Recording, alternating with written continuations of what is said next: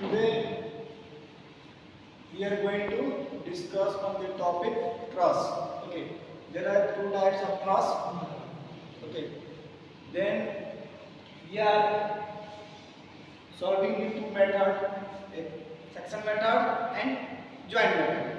We are first discuss about the method of joint. There are given a one figure.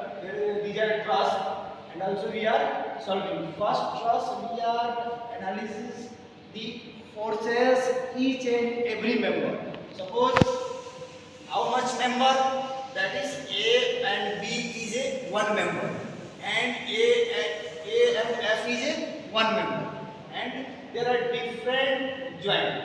Okay, so now we are calculating each and every member we are focusing.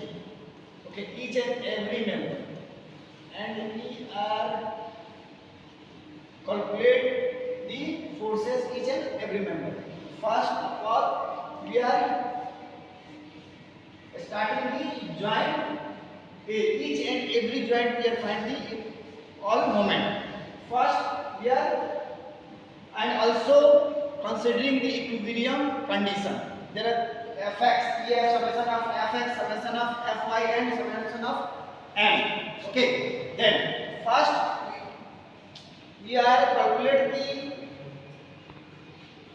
force in x direction. X direction is one x, any force we act in x direction. No one force is working x direction. So fx is equal to rh. That means there are hinge fixed hinge or there are roller support. So when the roller support are having two reaction, and vertical or horizontal, and hinge support is only one reaction. Okay, then fx is equal to 0, rh is equal to 0. Rh is, that means the force will act in x direction. X direction no force will be act.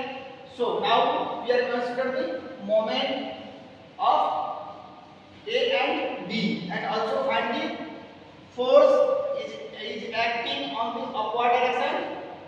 There RA and RD is equal to upward direction, and 60 kilonewton is downward force. So we are find the upward